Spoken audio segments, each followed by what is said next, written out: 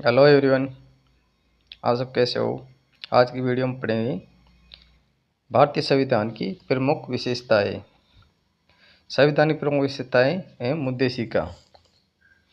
हर संविधान का एक दर्शन होता है।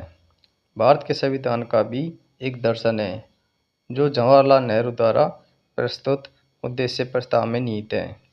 यह उद्देश्य प्रस्ताव संविधान की प्रस्तावना है, प्रेम्बल है।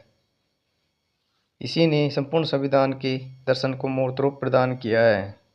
उद्देशिका प्रस्तावना को संविधान की आत्मा कहा जाता है।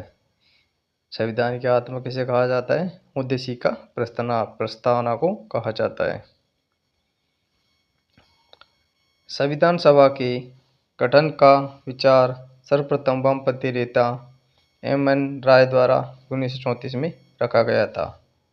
संविधान की उद्देशिका को संविधान सभा ने 22 जनवरी 1947 को स्वीकार किया, जिसे जवाहरलाल नेहरू ने 13 दिसंबर 1946 को उद्देश्य प्रस्ताव के रूप में संविधान सभा के समक्ष पेश किया था। प्रस्तावना उद्देशिका क्या है? हम भारत के लोग भारत को एक संपूर्ण प्रभुत्व संपन्न समाजवादी पंथ निरपेक्ष लोकतांत्रिक गणराज्य बनाने के लिए तथा उसके समस्त नागरिकों को सामाजिक, आर्थिक और राजनीतिक न्याय, विचार अभिव्यक्ति, विश्वास, धर्म, उपासना की स्वतंत्रता, प्रतिष्ठा, अवसर की समता प्राप्त करने के लिए तथा उन व्यक्तियों की गरिमा और राष्ट्र की एकता और अखंडता सुनिश्चित करने वाली बंधुता बढ़ाने के लिए दृढ़ संकल्प होकर अपनी संविधान सभा में आज तारीख 26 नवंबर 1949 ईस्वी मिति मार्गशीर्ष शुक्ल सप्तमी संवत 2600 विक्रमी को एतद द्वारा इस संविधान को अंगीकृत अधिनियमित आत्मार्पित करते हैं। उल्लेखनीय है कि प्रस्तावना संविधान का भाग तो है, परंतु संविधानों के अन्य भागों से स्वतंत्र होकर उसका कोई विधिक प्रभाव नहीं है, अर्थात स्वतंत्र रूप से प्रस्तावना परिवर्तनीय नहीं है। भारतीय संविधान सभा द्वारा 26 नवंबर 1949 को स्वीकृत, अंगीकृत व अधिनियमित हुआ था, जबकि 26 जनवरी 1950 से पूर्ण सब भारतीय संविधान लागू हुआ था। संविधान को 26 जनवरी के दिन लागू करने का निर्णय भारतीय राष्ट्रीय कांग्रेस के द्वारा लाहौर अधिवेशन दिसंबर 1929 की घोषणा तथा 26 जनवरी 1930 के दिन को पूर्ण स्वराज्य दिवस के रूप में मनाए जाने के कारण लिया गया था। संविधान सभा का चुनाव अप्रत्यक्ष निर्वाचन पद्धति द्वारा हुआ था, जिसमें सामान्यतः प्रत्येक 10 लाख की जनसंख्या पर एक प्रतिनिधि चुना गया। संविधान में कुल 389 सीटें, ब्रिटिश भारत 296 देशी रियासतें, 93 थीं, जिनमें ब्रिटिश भारत की सीटों में कांग्रेस को 208, मुस्लिम लीग को 73 व अन्य छोटे दलों को 15 सीटें प्राप्त हुई। संविधान सभा में कुल 15 महिलाएं थीं। कितनी महिलाएं थीं? कुल 15 महिलाएं थीं।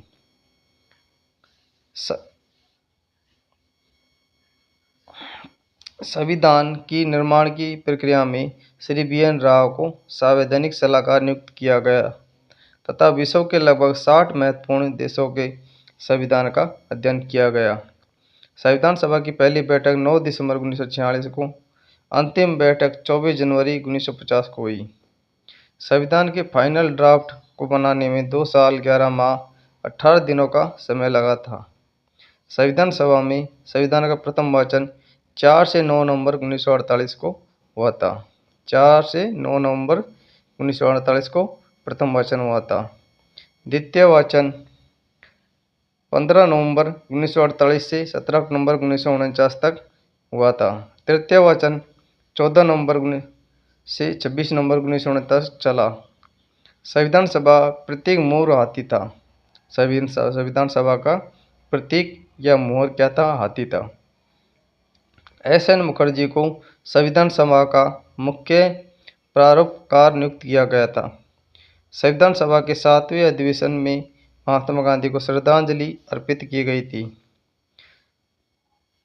भारतीय संविधान की मूल प्रतियों को हीलियम में रखकर सुरक्षित रखा गया है। भारतीय संविधान पूर्णतः हस्तलिखित है। इसे श्री प्रेम बिहारी नारायण रायजादा ने लिखा था। प्रेम बिहारी नारायण रायजादा ने लेखन का कार्य किया था। इसने सिर्फ लेखन का कार्य किया था। डॉक्टर बाबा साहब अम्बेडकर के द्वारा संविधान को लिखा गया था। संविधान के संवैधानिक सलाहकार BN राव बनाए गए थे। संविधान के पृष्ठों हिंदी संस्करण को सजाने का कार्य शांति निकेतन के कलाकार नंदलाल बोस द्वारा किया गया था।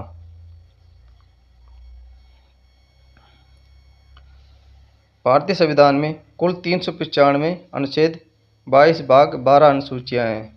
केशवानंद भारती बनाम केरल राज्य 1973 के मामले में अधिकतर न्यायाधीशों ने माना कि उद्देशिका संविधान का अंग है, अतः उद्देशिका में भी संशोधन किया जा सकता है, परंतु यह संशोधन आधारभूत संरचना के सिद्धांत पर यह होगा। प्रस्तावना का प्रयोग संविधान की व्याख्या के लिए किया जा सकता है। उद्देशिका में केवल एक बार 42 संविधान संशोधन अधिनियम 1976 के द्वारा संशोधन कर 3 नए शब्द समाजवादी, पंथनिरपेक्ष, अखंडता जोड़े गए। 26 नवंबर भारत में संविधान दिवस के रूप में मनाया जाता है। इसकी शुरुआत 2015 से हुई थी, क्योंकि यह वर्ष संविधान निर्माता डॉक्टर भीमराव अम्बेडकर के 125वें जन्म वर्ष के रूप में मनाया गया था। संविधान सभा द्वारा स्वीकृति 22 जुलाई 1947 को राष्ट्रीय ध्वज तिरंगा को अपनाया गया था। 24 जनवरी 1950 को राष्ट्रीय गान के रूप में जन गण मन को अपनाया गया था। 24 जनवरी 1950 को राष्ट्रीय गीत वंदे मातरम को राष्ट्रगीत की दर्जा दिया गया। संविधान निर्माण से संबंधित समितियां व कार्य समितियां।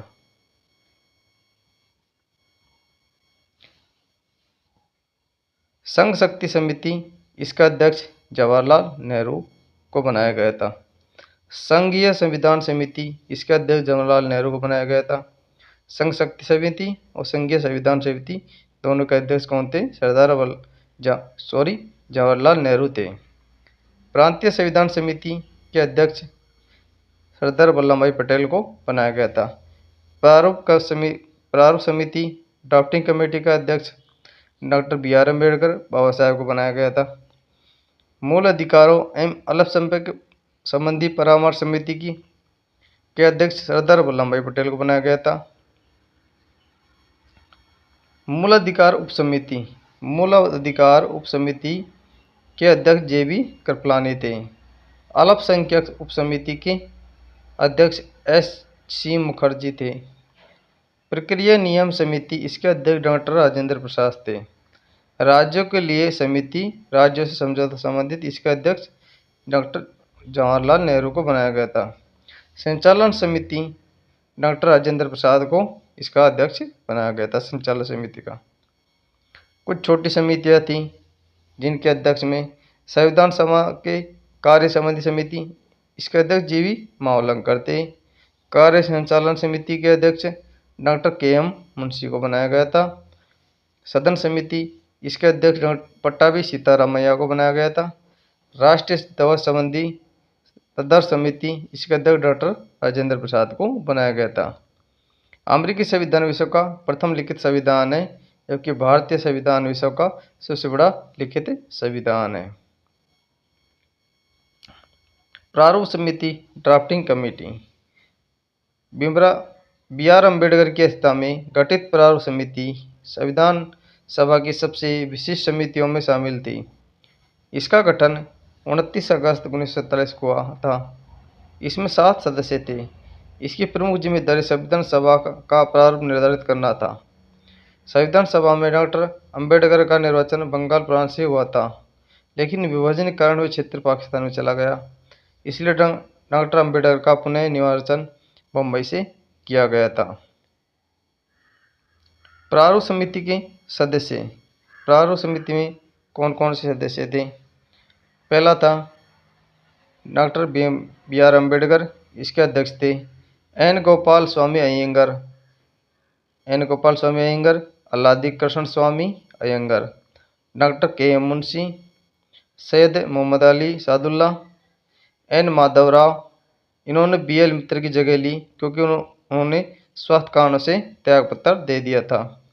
टी टी कृष्णमाचारी 1948 में डी पी खेतान की मृत्यु के पश्चात टी टी कृष्णमाचारी को इसका अध्यक्ष बना दिया, समिति में शामिल कर लिया गया था।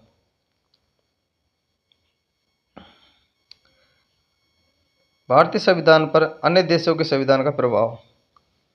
ब्रिटेन से संसदीय शासन प्रणाली, संसदीय विशेषाधिकार, विधि का शासन, विधायी प्रक्रिया, एकल नागरिकता, चुनाव में सर्वाधिक मत के आधार पर जीत की प्रक्रिया, मंत्रिमंडल प्रणाली, परमाधिकार लेख, द्विसदनात्मक व्यवस्था। संयुक्त राज्य अमेरिका के संविधान से मूल अधिकार, न्यायिक पुनर्कल, संविधान की सर्वोच्चता, राष्ट्रपति पर महाभियोग, उपराष्ट्रपति का पद, उद्देशिका विचार, ये अमेरिका से लिए गए थे। कनाडा के संविधान से एक सशक्त केंद्र के साथ अर्ध संघ सरकार का स्वरूप, अवशिष्ट शक्तियाँ केंद्र के पास, शक्ति विभाजन, संघ एवं राज्य के बीच राज्यपाल की नियुक्ति, उच्चतम न्यायालय का परामर्श न्याय निर्णयन। आयरलैंड के संविधान से राज्य के नीति निर्देशक सिद्धांत, राष्ट्रपति द्वारा राज्यसभा में साहित्य, कला, विज्ञान, समाज सेवी आदि क्षेत्रों में ख्याति प्राप्त व्यक्तियों का मनोनयन। राष्ट्रपति की निर्वाचन संबंधी प्रक्रिया ये आयरलैंड के संविधान से लिए गए थे। दक्षिण अफ्रीका के संविधान से संविधान संशोधन की प्रक्रिया, राज्यसभा सदस्यों की निर्वाचन प्रक्रिया, ये दक्षिण अफ्रीका के संविधान से लिया गया था। फ्रांस के संविधान से स्वतंत्रता, समानता, बंधुता का आदर्श, गणतंत्रात्मक व्यवस्था, ये फ्रांस के संविधान से लिया गया था। ऑस्ट्रेलिया से समवर्ती सूची का प्रावधान, संसद के दोनों सदनों की संयुक्त बैठक, व्यापार और वाणिज्य की स्वतंत्रता, यह ऑस्ट्रेलिया के संविधान से लिया गया था। जर्मनी वाइमर संविधान, इससे आपातकालीन दौरान मूल अधिकारों का निलंबन का अधिकार लिया गया था। आपातकाल के दौरान मूल अधिकारों का निलंबन, ये जर्मनी के वाइमर संविधान से लिया गया था। तो ये था पॉलिटी का फर्स्ट भाग। दूसरे भाग में हम इससे आगे डिस्कस करेंगे। आज के लिए इतना ही, मिलते हैं फिर हम अगले वीडियो में। थैंक यू, धन्यवाद।